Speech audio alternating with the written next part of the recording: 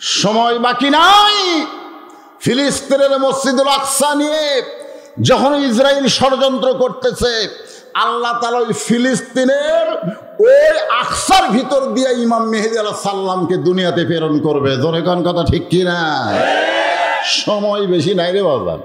রাসূল বলতেছেন, আমার পরে, আমি দুনিয়া থেকে বিদায় নেওয়ার পরে আমার উম্মতের জন্য সবচাইতে বড় বিপদ হলো পুরুষ মানুষের জন্য নারী নেত্রী হওয়া। তাহলে ফিলিস্তিন বড় বিপদে আছে, কাশ্মীর বড় বিপদে আছে না বাংলাদেশ? কয়দিন দোয়া করছেন? এই জন্য আল্লাহ বললেন, ইজা আসাবাতুহুম মুসিবাতুন, যখন তোমাদের উপরে বিপদ আপদ মুসিবত আসবে, ক্বালু, তখন তোমরা বলবে। আজকে একটা বিপদ এটা হয়েছে, বন্ধ হয়নি, এটা একটা বিপদ। কোরআনের মাহফিলের জন্য এটা কি রহমত না বিপদ? বিপদ। কারণ বক্তা কথা বলবে আর শান্ত শিষ্টভাবে কথা শোনা লাগবে। আল্লাহ বলেছেন, ওয়ালা নাবলুওয়ান্নাকুম বিশাইয়্যিম মিনাল খাউফি ওয়াল জুই ওয়া নাকসিম মিনাল আমওয়ালি ওয়াল আনফুসি ওয়াস সামারাতি ওয়া বাশশিরিস সাবিরিন।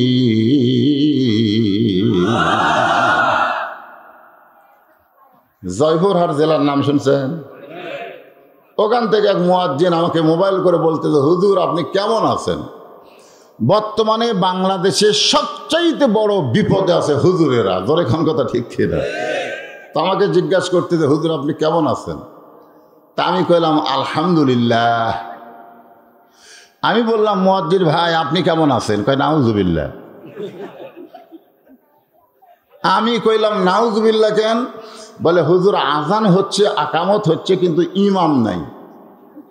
কি হচ্ছে? আজান হচ্ছে, আকামত হচ্ছে, ইমাম নাই। তা আমি কইলাম ইমাম না থাকার কারণ কি? বলে ইমামকে পুলিশ খুঁজতেছে, ইমাম যে কোন জায়গায় লুকাছে আমরা আর পাচ্ছি না। আমি বললাম তোমাদের গ্রামের সবচাইতে খারাপ লোক কি ইমাম সাহেব, যাকে পুলিশ খোঁজে? মুয়াজ্জিন বলতেছে, হুজুর আমাদের গ্রামে সুদালু আছে, ঘুষালু আছে, চোর আছে, বাটপার আছে, দালাল আছে, এদের কাউকেই পুলিশ খোঁজে না, ইমামকে খুঁজতেছে। তা আমি এখন বললাম, মুয়াজ্জিন ইমামের দোষ কি? ইমাম সাহেব, মুয়াজ্জিন বলতেছে, হুজুর ইমামের যে কি দোষ আমি তো জানি না। আমি বললাম তোমাকে জানা লাগবে, কারণ তুমি আজান দাও, আকামত দাও, ইমাম সাহেব তোমার আকামতে মেহরাবের মধ্যে যায়, আর সেই ইমামকে পুলিশ খোঁজে, তোমাকে খোঁজে না। কি দোষ ইমামের? একটু তদন্ত করো। 3 দিন পর আমাকে মোবাইল করে বলতেছে, হুজুর ইমামের মারাত্মক দোষ। কি দোষ? মারাত্মক দোষ। সেই মারাত্মক দোষটা কি? বলে ইমাম শুধু মসজিদকে আল্লাহর ঘর বিশ্বাস করে না, গোটা বাংলাদেশকে আল্লাহর বিশ্বাস করে। শুধু মসজিদ ভালো রাখলে হবে না, মসজিদের আইন গোটা বাংলাদেশে চালু করতে চায়। আর মসজিদের আইন দেশে চালু করতে গেলে আল্লাহর একটা দল বাংলাদেশে আছে যারা মাঠে ময়দানে কোরআনের শাসন চায়। গোপনে গোপনে ইমাম সাহেব তাদের দল করে, আর এই খবর কে যেন থানা দিছে, তখন থেকে পুলিশ ইমামকে খুঁজতেছে।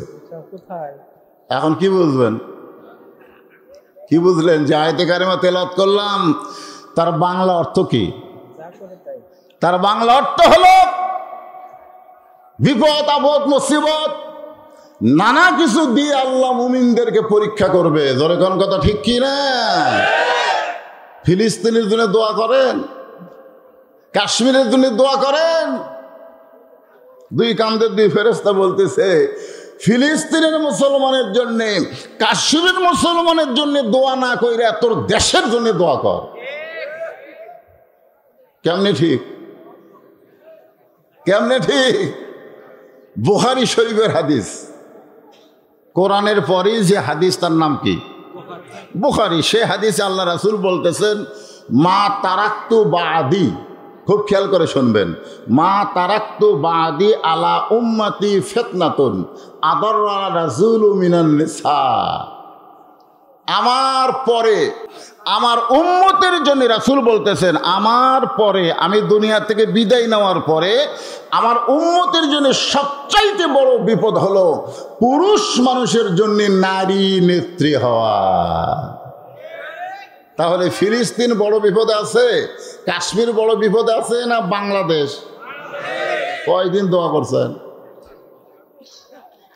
এই জন্য আল্লাহ বললেন, ইজা আসাবাতুহুম মুসিবাতুন, যখন তোমাদের উপরে বিপদ আপদ মুসিবত আসবে, ক্বালু, তখন তোমরা বলবে। আজকে একটা বিপদ এটা হয়েছে, বন্ধ হয়নি, এটা একটা বিপদ। কোরআনের মাহফিলের জন্য এটা কি রহমত না বিপদ? বিপদ। কারণ বক্তা কথা বলবে আর শান্ত শিষ্টভাবে কথা শোনা লাগবে। সময় বাকি নাই।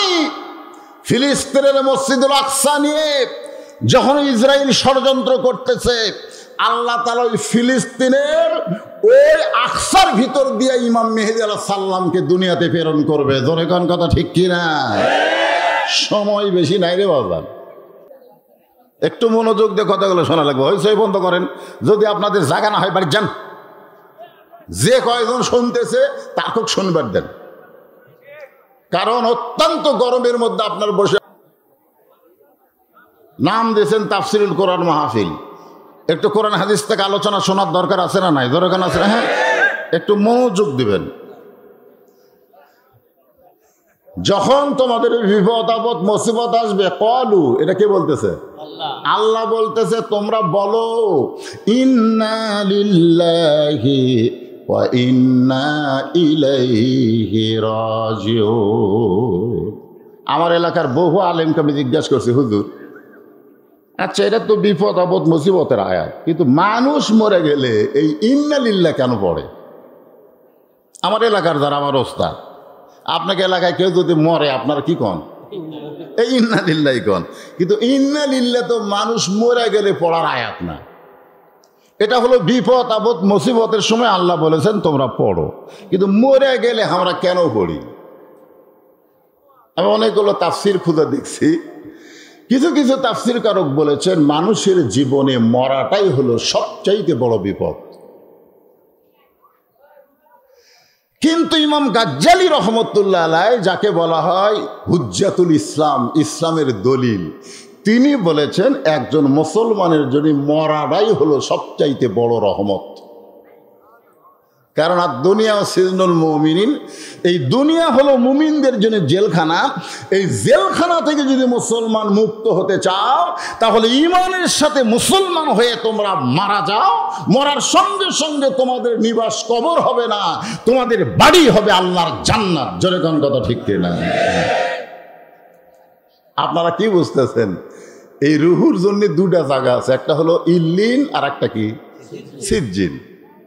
তা আপনারা যারা এখানে বসে আছেন, আপনারা কি সিজ্জিনে যাবেন, ইল্লিনে যাবেন? গভীর খুব খেয়াল করেন, আল্লাহর নবীর ডান হাতখানা বুকের মধ্যে নিয়ে নবীর দরদের বিবি খাদিজাতুল কুবরা কাঁদতেছে। নবী ঘুম থেকে চেতন পাইছে। রাসূল বলে, খাদিজা কান্দো কেন? বলে, ইয়া রাসূলুল্লাহ, আপনি না ঘুমাইলে আমি কোনোদিন ঘুমাই না, আপনি না ঘুমাইলে আমি কোনোদিন ঘুমাই না। মানে নবী না ঘুমাইলে খাদিজা কোনোদিন ঘুমাই না। সুবহানাল্লাহ কবেন না? রাসূল চমকে বলতেছে, আমি তো এতদিনের কথা জানতাম না, তো আমি না ঘুমাইলে আপনি কেন ঘুমান না? খাদিজা বলতেছে, হুজুর, দুনিয়াতে কোনো মেয়ের যখন বিয়ে হয় তখন মেয়ের অভিভাবক মেয়েটাকে ছেলের হাতে উঠিয়ে দেয়, কিন্তু আপনার সঙ্গে যখন আমার বিয়ে হলো তখন আমার কোনো অভিভাবক আপনার হাতে আমাকে উঠিয়ে দেয়নি, বরং আপনার অভিভাবক আপনার চাচা আবু তালেব আপনার দুই হাত আমার হাতে তুলে দিয়ে বলল, মা, আজ থেকে আমার এতিমের দায়িত্ব তোমাকে দিয়ে দিলাম। যখনই আপনার দুই হাত আমার হাতে তুলে দিয়েছে তখন আমার দায়িত্ব বেড়ে গেছে, আপনি হলেন এতিম। ধরে কোন কি? শিশুকালে মইরা গেছে মা, গর্ভে থাকতে মরছে পিতা নবী চোখে দেখলেন না, কে করিবে লালন পালন, কে দিবে সান্ত্বনা, এই দুনিয়ার বড় এতিম নবী ছিলেন একজনা। হুজুর আপনি যখন ঘুমায় গেছেন আমি তখন ঘুমের দোয়া পড়তেছি, একটু মনোযোগ দিয়ে শোনেন, ঘুমের দোয়া পড়তেছি, আপনার পড়েন না? আল্লাহুম্মা বিইসমিকা পড়েন, আল্লাহুম্মা বিইসমিকা আমুতু ওয়া আহিয়া। বলেন তো এই যে আরবিতে যে দোয়াটা পড়লেন এর বাংলা অর্থ কি? শোনেন, খালি এই দোয়াটার বাংলা অর্থ যদি আপনারা বুঝতে পারতেন তাহলে এশার নামাজ বাদ দিয়ে আপনারা ঘুমাতে পারিতেন না, গান শুনতে শুনতে আপনার কানে ঘুম ধরতো না, তওবা করে কাঁদতে কাঁদতে আপনি ঘুমায় যেতেন। জোরে কান, কথা ঠিক কি না? কতগুলো লোক আছে এশার নামাজ বাদ দিয়ে ঘুমায়। কেরে ঘুমের মধ্যে যদি মরণ হয়, দুনিয়ার কত মানুষ তোমার জানাজা দিলে তুমি বেহেশতে যাবা? রাসূল বলেছেন মান তারাকা সালাতু মুতাম্মিদান ফাকাদ কাফারা, ইচ্ছা করে এক ওয়াক্ত নামাজ যারা বাদ দিল তারা আর বান্দা থাকলো না, তারা কাফের হয়ে গেল। কেরে যুবকেরা যারা মাহফিল দিছে, যারা মাহফিল দিল, এই যে আদর্শ ইসলামী যুব সংঘ, এই যুব সংঘদের আমি বলতেছি তোমরা কি এশার নামাজ পড়ছা? আপনি সব মাশাআল্লাহ। কারণ বছর অন্তরে একবার ইসলামী মাহফিল দিলে হবে না তো? হবে। মুসলমানের সবচাইতে বড় বেকায়দা হলো নামাজ না পড়া। কারণ রাসূল বলেছে লা সালাতা লা ঈমানা, যার নামাজ নাই তার ঈমানই নাই। আচ্ছা আপনারা বলেন তো এটা কি সাধারণ কথা? যার রোজা নাই তার ঈমান নাই, যার হজ নাই তার ঈমান নাই, যার যাকাত নাই তার ঈমান নাই, এ কথা রাসূল বলে নেই। রাসূল বলেছে যার নামাজ নাই তার ঈমান নেই। বাইনাল আবদি ওয়াল কুফরি তরকুস সালাত, বান্দার কাফেরের মধ্যে পৃথক করার জিনিসটার নামই হলো নামাজ। যারা নামাজ পড়েননি আমি তাদের জোরহাত করে বলতেছি, আজকের মাহফিলে আপনারা নিয়ত করেন ফজর থেকে বাকি জীবনে একটা ওয়াক্ত নামাজ বাদ দেব না। এই নিয়ত করার সঙ্গে সঙ্গে অতীতে যে নামাজ আপনি পড়েননি সমস্ত বেনামাজি নামাজ না পড়ার গুনাহ আল্লাহ মাফ করে দিবে। এই নিয়ত কি করা যায়? ইনশাআল্লাহ। হ্যাঁ, মসজিদ একতলা থেকে দোতলা হচ্ছে, এত মুসল্লি হুজুর জায়গা হয় না। ফজরের খবর কি কয় এক কাতারি হয় না। জোহরের খবর কি কয় বাজারে গেছে। আসরের খবর কি কয় কাজ কাম করতেছে। মাগরিবের খবর কি কয় ফজর যা মাগরিব তাই। এশার খবর কি কয় হুজুর কোনো মতে এক কাতার। মসজিদের মধ্যে আছে কয় কাতার? কয় 9 কাতার। তো 9 কাতারের এক কাতারই মুসল্লি হয় না, তো দোতলা করবো কেন? বলে হুজুর ওই যে জুমার দিন সবার শেষে আগে যায়, ওই শালাকের জন্য দোতলা করা লাগতেছে। রাগ করা গছ ওই শালা, আসলে ওরা শালা না, এরা হচ্ছে ফাওয়াইলুল লিল মুসাল্লিন। এরা নামাজিরা, নামাজি নয়, আল্লাহর সঙ্গে ঠাট্টা করার জন্য সপ্তাহে একদিন আসে। জোরে কোন কথা ঠিক কিনা? এরা আল্লাহর সঙ্গে ঠাট্টা করে, সবার শেষে এসে আগে যায়। সবচাইতে বড় বিপদ মুসলমান দাবি করার পরে যারা নামাজ পড়ে না, এর চাইতে বড় বিপদ আর দুনিয়াতে নাই। জোরে কোন কথা ঠিক কিনা? হ্যাঁ, খাদিজাতুল কুবরা বললেন এ রাসূলুল্লাহ, আমুতু আহইয়া যখনই উচ্চারণ করেছি সঙ্গে সঙ্গে আমার বড় কষ্ট হয়। আমি খাদিজা যখন মারা যাব, আল্লাহ রাসূল বলেছেন সর্বশেষে যেই ব্যক্তি কবরে যাবে, সর্বশেষে, এই যুবকেরা মনোযোগ দিয়ে শোনো, সর্বশেষে যেই ব্যক্তি কবরে যাবে, কবরের ঘরে তাকে 50,000 বৎসর থাকা লাগবে। কোনো প্রতিক্রিয়া নাই, কিছুই কয় না। কয় হাজার? যে বাড়ি বানাচ্ছেন এটা কয় বছর? আপনি থাকা পারবেন? 100 বছর থাকা পারবেন? ও বাড়ির গ্যারান্টি 100 বছর। সেই বাড়ির জন্য আমরা পাগল। আব্দুল আলিম চোখের পানি নিয়ে বলেছেন, মিশে মায়ায় বন্দি থাইকা করলাম কত খেলা, পশ্চিমে তাকিয়া দেখো তোমার জীবনের ডুইবা গেছে বেলা, এক পলকের নাই ভরসা। সবাই বলেন, যুবকেরা বলো, এক পলকের নাই ভরসা, মিশে সকল আশা, কখন বুঝি দারুণ ঝড়ে ভাঙবে তোমার বাসা। কিছুদিন আগে তুরস্কে, যেরকম কোন দেশে? তুরস্কে। আমাকে বাংলাদেশের কথাই দৃষ্টান্ত দিচ্ছি। 5 তলায় উঠে 1.5 লাখ টাকার খাট, 12,000 টাকার কম্বল, পৌষ মাসে 9টার সময় ওড়ে তামানে দিয়ে বলতেছে, আমার বাড়ি আমার ঘর, আমার নামাইকে। 2 কান্দে 2 ফেরেশতা বলতেছে, আল্লাহ এই একটা কথা বললো, এই যে বলতেছে আমার বাড়ি আমার ঘর, আমার নামাইকে, তা আমরা তো জানি গোটা পৃথিবীর মালিক তুমি, তাহলে এই কি কইল? আল্লাহ কয়, একটু ধৈর্য ধর, একটু ধৈর্য ধর। কে নামায়? রাত 3টার সময় সামান্য একটা ভূমিকম্প হচ্ছে। যেরকম কি কম্প? ওই এত ফোর্সে নামছে যে কম্বলের মধ্যে লঙ্গি খোলা আছে, ওটা পরারও টাইম পায়নি, একে ন্যাংটা হয়ে নামছে। ফেরেশতারা বলতেছে, আল্লাহ নামাইলা নামাইলা, তাই করে ন্যাংটা করে।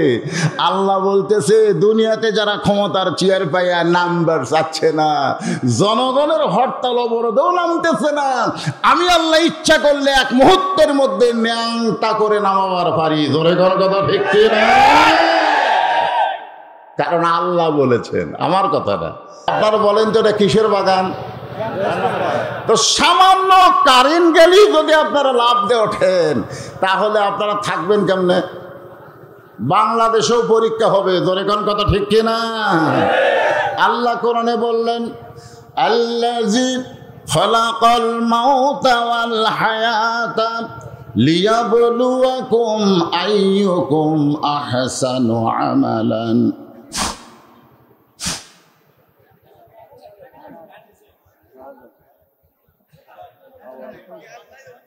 আছে আছে ওই দিক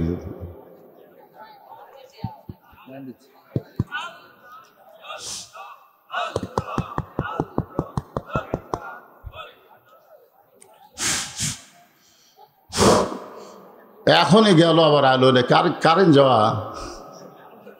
হ্যাঁ, এই ভালো করে ঠাউন দাও, লা ইলাহা ইল্লাল্লাহ, লা ইলাহা, লা ইলাহা ইল্লাল্লাহু মুহাম্মাদুর রাসূলুল্লাহ।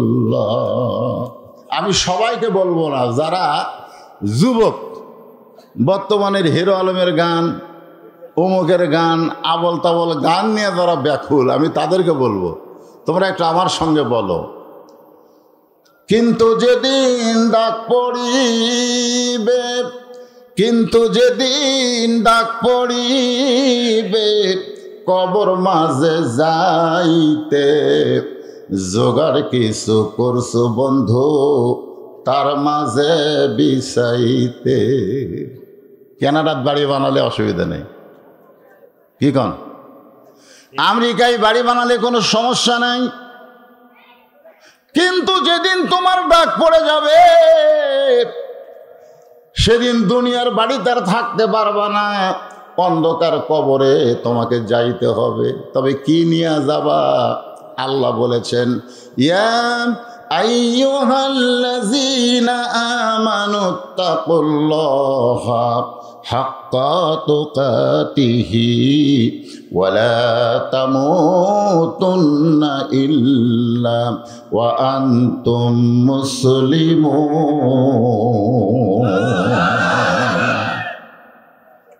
খাদিজাতুল কুবরা বলে, রাসূলুল্লাহ, চোখ বন্ধ হওয়ার সঙ্গে সঙ্গে অন্ধকার কবর আমার সামনে হাজির হলো। যেই কবরে সর্বশেষে গেলে 50,000 বছর থাকা লাগবে, সেই কবর আমি খাদিজা কেমনে থাকবো? ওই কবরের চিন্তায় আমার চোখ দেয়া দর দর করে পানি পড়ে। 1 নম্বর মুসলমান, জোরে গান সুবহানাল্লাহ। সঙ্গে সঙ্গে আল্লাহর নবী খাদিজার কপালে একটা চুমা দিয়ে বলে, খাদিজা, ওই আল্লাহর শপথ করে বলতেছি, ঈমান গ্রহণ করার পরে আপনি আল্লাহর সঙ্গে যে সম্পর্ক গড়ে তুলেছেন, আল্লাহ আপনার কবরকে জান্নাত বানায়া দিবে। আর কোনো টেনশন আছে? আর কোনো টেনশন আছে? 50,000 কে 1 কোটি বছর যদি কবরে থাকা লাগে, কোনো টেনশন। কারণ রাসূল বলেছেন, ঈমান গ্রহণ করার পরে আপনি আল্লাহর সঙ্গে যে সম্পর্ক গড়ে তুলেছেন, আল্লাহ আপনার কবরকে জান্নাত বানায় দিবে। এখন প্রশ্ন হলো, ঈমান গ্রহণ করার পরে আল্লাহর সঙ্গে সম্পর্ক করার মাধ্যম কি?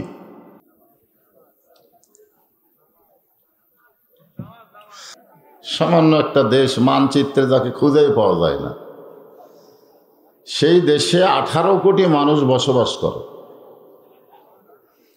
এর পরেও 12 লক্ষ রোহিঙ্গা মুসলমানকে জায়গা কিন্তু এই দেশই দিছে। এখান থেকে প্রমাণ হলো, আমরা যতই ঘনবসতিতে হই না কেন, জায়গা দেওয়ার অভ্যাস আমাদের আছে। তো রোহিঙ্গা মুসলমানকে যদি আমরা জায়গা দিবার পারি, যারা হইচই করতেছে এরা কি রোহিঙ্গা? এরা তো আমাদেরই ভাই, ঠিক কিনা বলেন? ওদের জায়গা দেওয়ার জন্য আপনারা যেভাবেই হোক একটু জমি জমি বসে আমার ভাইদেরকে বসার ব্যবস্থা করে দেন।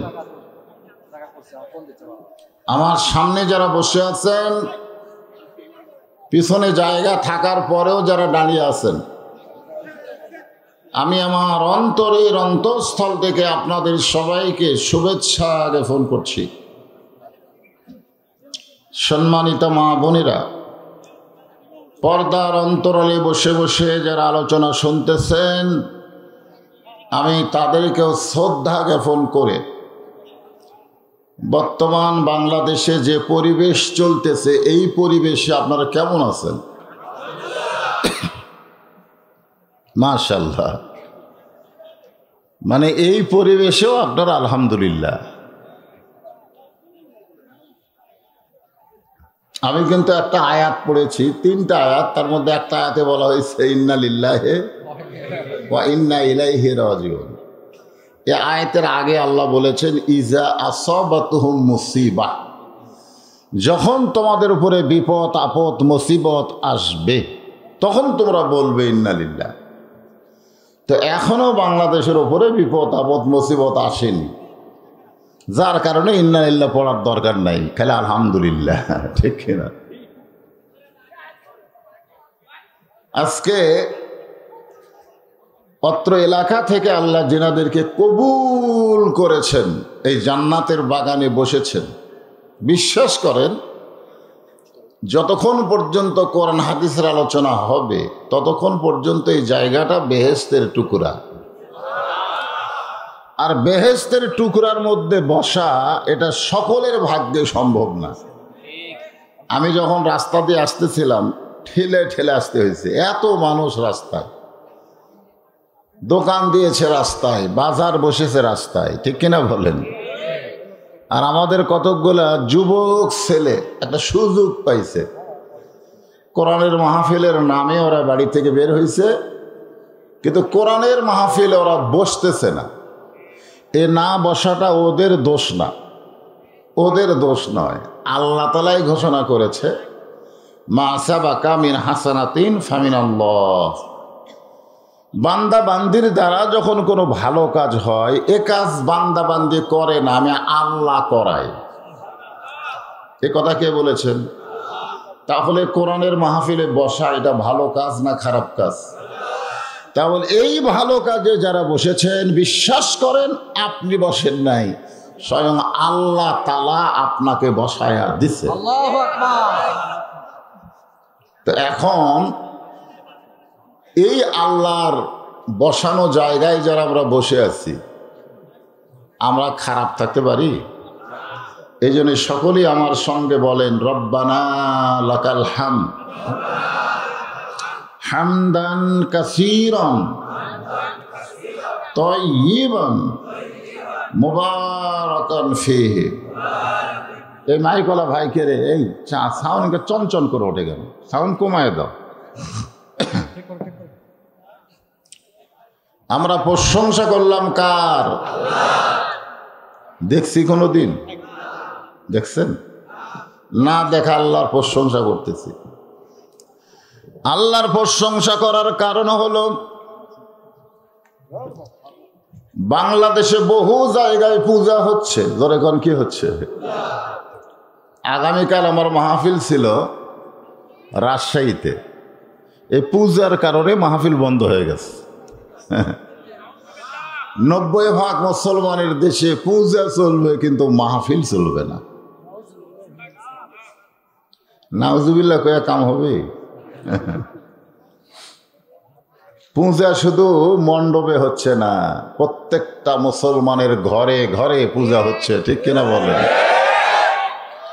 আপনি এশার নামাজ পড়ে বাড়িতে যান, বাড়িতে গিয়ে দেখেন আপনার ম্যাডাম স্টার জলসা জি বাংলা দেখতেছে, আর ওইটা দেখার কারণে হিন্দুদের পূজার বাদ্য মুসলমানের ঘরে হরি হরি লো লো করতেছে। ঠিক কিনা বলেন? আমরা হিন্দুদের পূজার উপরে কোনো আক্রমণ করব না, কারণ আল্লাহ কোরআনে বলেছেন লাকুম দীনুকুম ওয়ালিয়া দীন। আল্লাহ অন্য জায়গায় বলেছে লা ইকরাহা ফিদ্দীন, বলে নাই? বলেছে ওরা পূজা করুক, অসুবিধা নেই। কিন্তু আমাদের ঘরের ভিতরে হিন্দুদের পূজার বাদ্য বাজবে আমাদের বইয়ের কারণে, এইটা অবশ্য আমাদেরকে বাধা দিতে হবে। জোরে কোন ঠিক কিনা?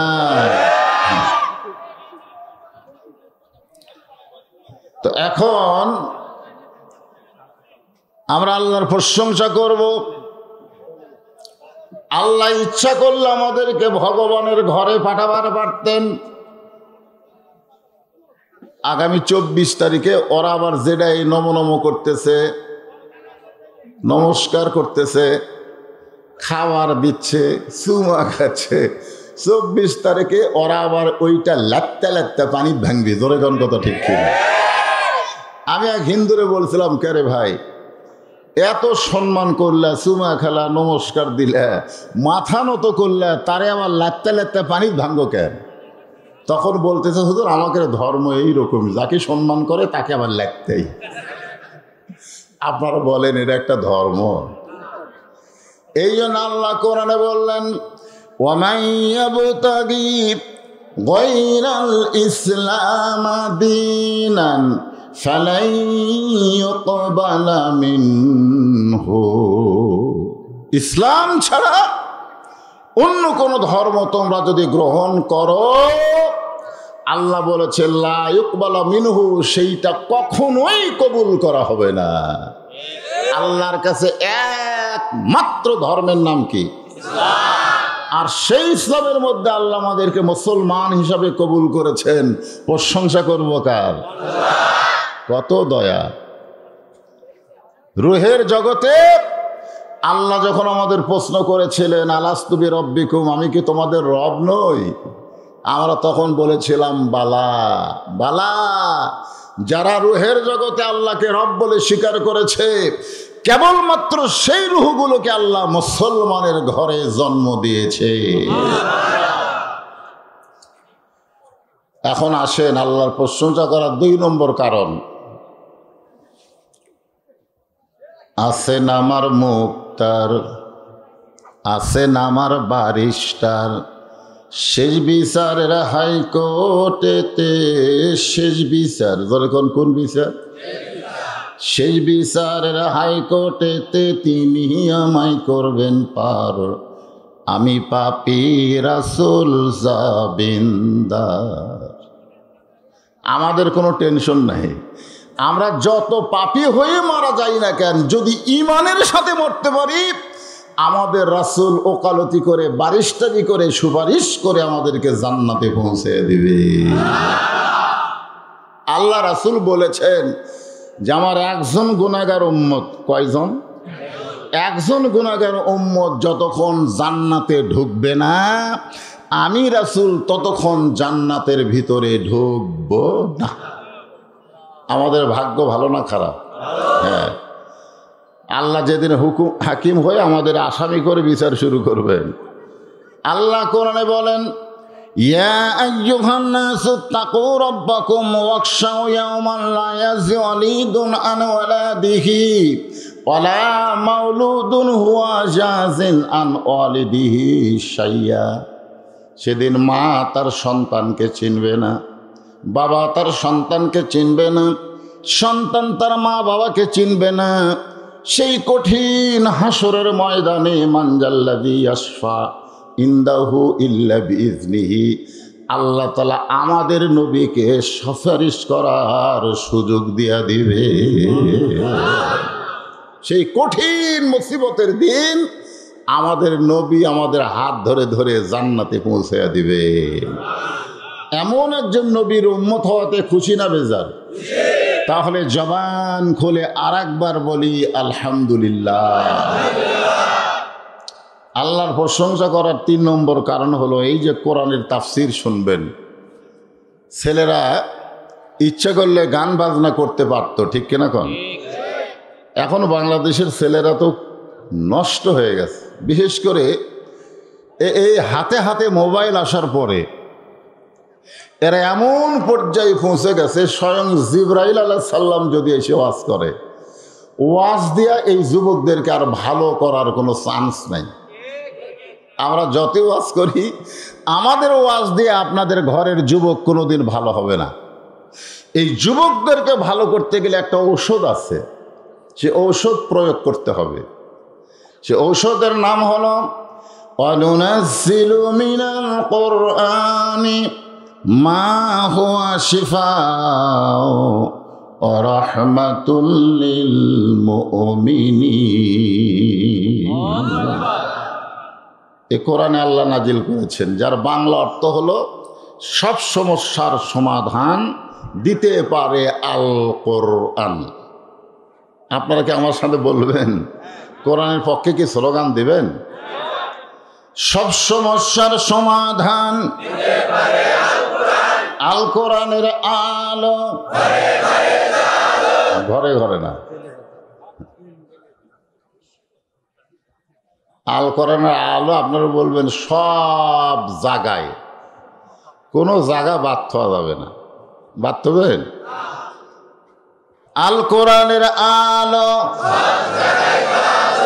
দুনিয়ার মুসলমান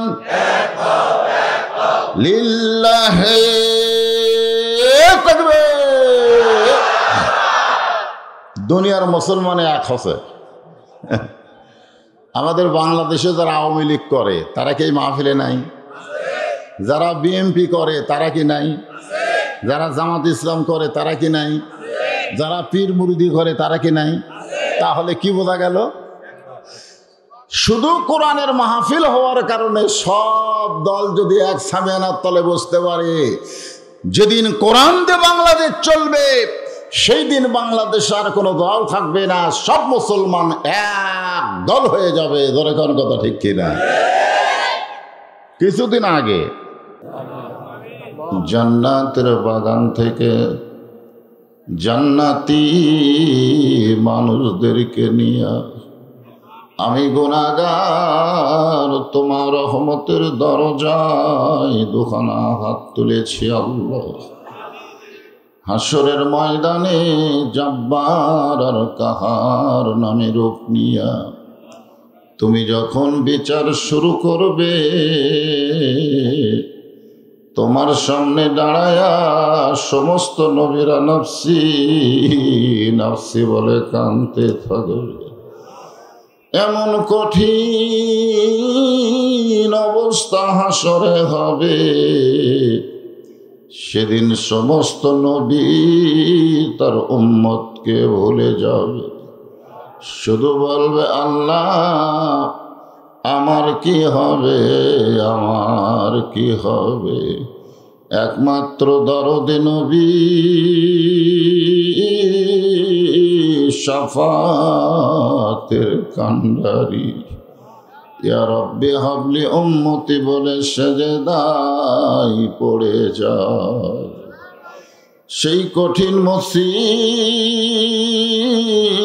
গীবতের সময় আজকের এই মাহফিলকে ওসিলা করে আমাদের সবাইকে রাসূলের উম্মতের কাতারে